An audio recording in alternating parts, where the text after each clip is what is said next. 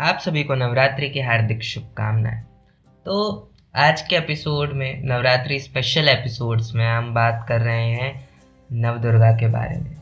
बहुत सारी बातें करनी है, समय कम है, समय सीमा कम है, तो जल्दी शुरू करते हैं। पर बहुत दिन बाद एपिसोड आ रहे हैं। आई विल ट्राई कि अब से रेगुलर एपिसोड आए, सो चल उसके लिए क्षमा चाहेंगे।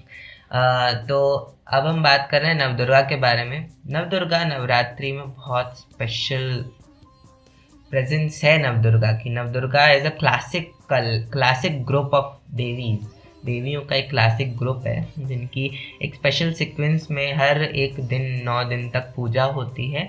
और इट इज़ सेड, हमारे बचपन में स्टोरीज बताते थे कि महिषासुर से कुछ रिलेटेड स्टोरीज थी दुर्गा माता की, जो इनको नवदुर्गा के, but Navdurga is specifically more about Devi Parvati. और अगर और डिटेल में और डीप में और बेस में समझा जाए तो it is more about life of a woman. So Navdurga की स्टोरीज हम 2 एपिसोड्स में रिलीज करेंगे। This is the 5 story episode and next will be 4 episodes, 4 stories episode. तो आज हम बात कर रहे हैं देवी माता के, नवदुर्गा स्वरूप के। नवदुर्गा में 9 देवियों की पूजा की जाती है। 9 देवियों की कहानियाँ अलग अलग हैं। तो सबसे पहली देवी है माता शैलपुत्री।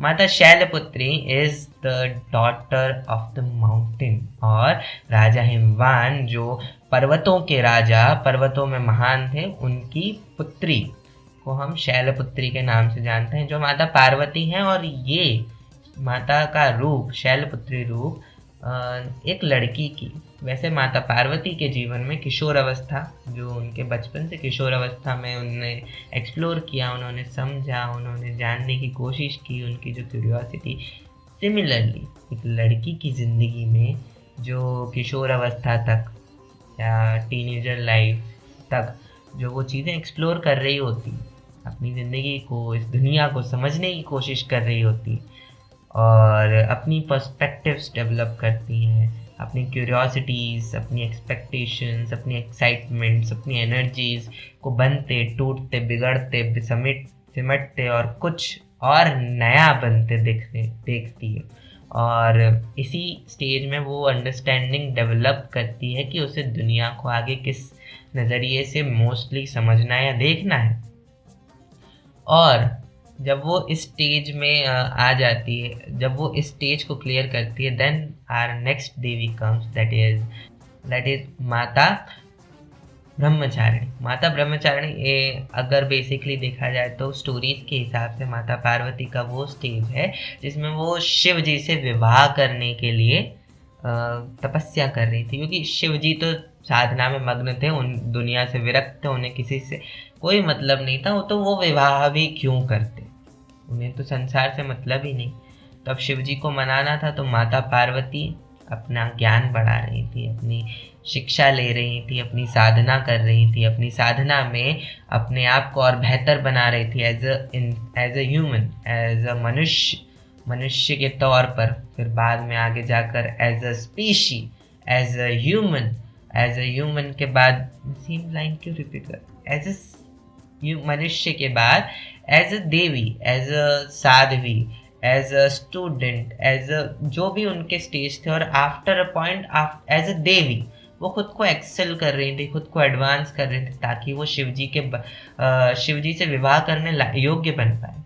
बट अगर आप मेटाफोरिकली देखें तो माता ब्रह्मचारिणी देवी का वो रूप है जो नारी के उस स्टेज को रिप्रेजेंट करता है जहाँ एक लड़की अपनी दृढ़ निश्चय, अपने विल पावर, अपने आत्मशक्ति, अपने मन की शक्ति, अगर वो उस चीज़ पे दृढ़ हो जाए तो वो कुछ भी कर सकती है। ये वो चीज़ रिप्रेजेंट करती है माता के ब्रह्मचारिणी रूप, माता ब्रह्मचारिणी के रूप में।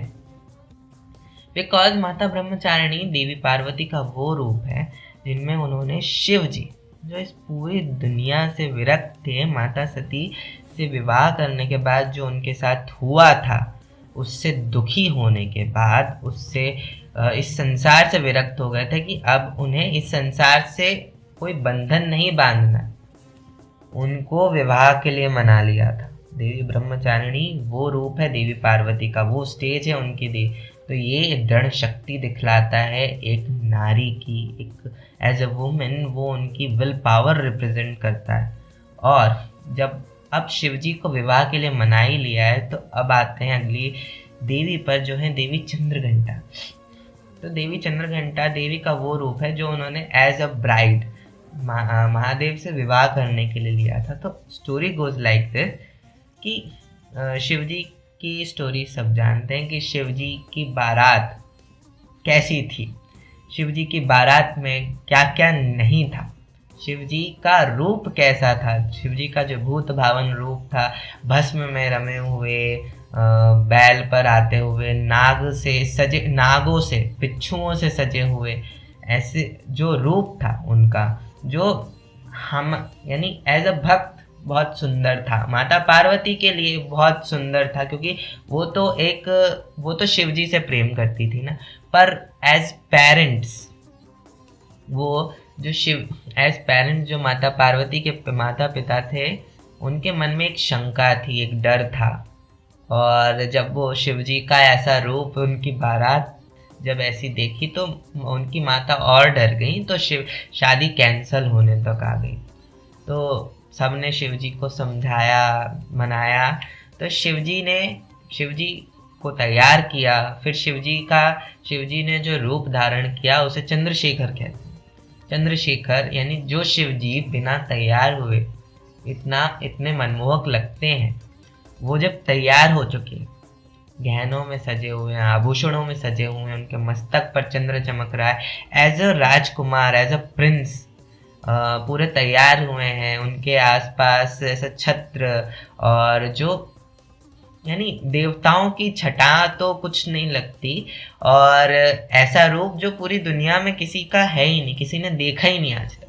अब ऐसे दूल्हे से शादी करने के लिए माता पार्वती ने भी, बिकॉज अगर दूल्हा वैसा है तो दुल्हन का रूप भी वैसा होना चाहिए ना, माता ने चंद्रघंटा का रूप लिया।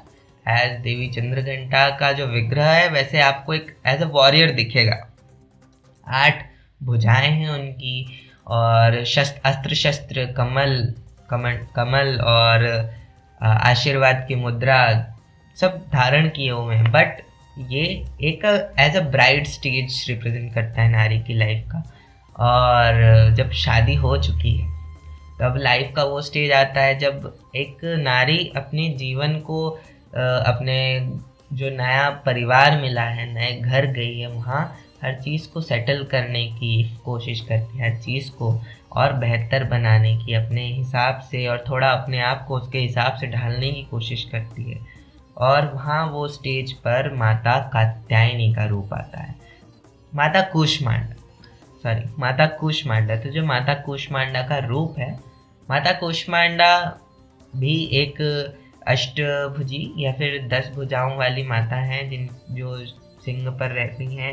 उनके एक हाथ में अक्षय पात्र है, उनके पास अस्त्र शस्त्र हैं, वो अपने एक हाथ में माला है उनके पास, उनकी जाप की। तो देवी का ये रूप रिप्रेजेंट करता है एक होम मेकर को, वो स्टेज जहाँ एक नारी, एक लड़की अपने नए फैमिली में, अपने नए एनवायरनमेंट में सेटल होती है, सबका ध्यान रखती है, सबका भरण पोषण करती है, अपनी ग्रोथ पर भी ध्यान देती है। देवी का ये रूप वो रिप्रेजेंट करता है जहाँ देवी अक्षय पात्र से सबकी भूख मिटाती है, सबका भरण पोषण करती है, अस्त्र शस्त्रों से सबकी रक्षा करती है, और साथ में अपने ध्यान पर, अपनी साधना पर, अपने ज्ञान पर, अपनी उन्नति पर भी ध्यान देती है।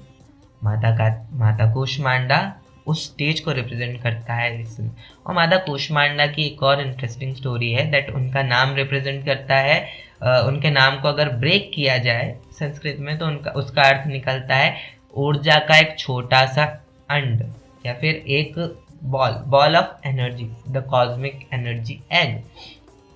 तो ऐसा बोलते हैं कि माता कूष्मांडा की मुस्कान से इस संसार की रचना की वो सूक्ष्म ऊर्जा उत्पन्न हुई थी, जिससे पूरा संसार उत्पन्न हुआ है। और अगर हम बात करें आगे, देवी माता अपनी फैमिली में सेटल हो चुकी है, एक लड़की अपनी फैमिली में सेटल हो चुकी है, दैट नेक्स्ट स्टेज आता है एज अ मदर। जहाँ वो एक माता बनती हैं, जहाँ उनकी संतान होती है। तो यहाँ देवी का रूप आता है माता स्कंद माता। माता स्कंद माता देवी का वो रूप है जहाँ वो कार्तिकेय, गणेश, इन सब का ध्यान रखती हैं, अपनी ड्यूटीज फुलफिल करती हैं। और ये रूप माता का वो स्टेज रिप्रेजेंट करता है नारी का, जहाँ वो एक माँ बन चुकी है, जहाँ वो अपने बच्चों का भी ध्यान रख रही है, अपनी फैमिली के साथ अपने कर्तव्यों का भी पालन कर रही है। और इसमें वो सब कुछ करती है जो एक माँ करती है। और इसके आगे हम जाएं तो पंचम देवी की स्टोरी स्कंद माता की is not so specific, but it represents कि वो अपने बेटे को वीर बनाती है, ज्ञानी बनाती है, अपने बेटे को तैयार करती हैं हर सिचुएशन में डील करने के लिए, वहीं साथ में अपने कर्तव्यों का भी पालन करती है। सीन एज जैसे हर माँ करती है, अपने पुत्रों को, अपनी पुत्रियों को, अपनी संतान को बेहतर बनाने की कोशिश करती है, साथ में अपने सारे ड्यूटीज़ को फॉलो करती है। एंड आज का एपिसोड हम यहीं एंड करते हैं। We will see you in the next episode, जहां हम बात करेंगे नेक्स्ट 4 नवदुर्गास के बारे में, जो बहुत इंटरेस्टिंग स्टोरीज हैं जिनके बारे में बात करना भी बहुत ज़रूरी है। And we will understand significance of Navdurga in the 3rd episode. Till then, we will see you in the next episode. Bye bye.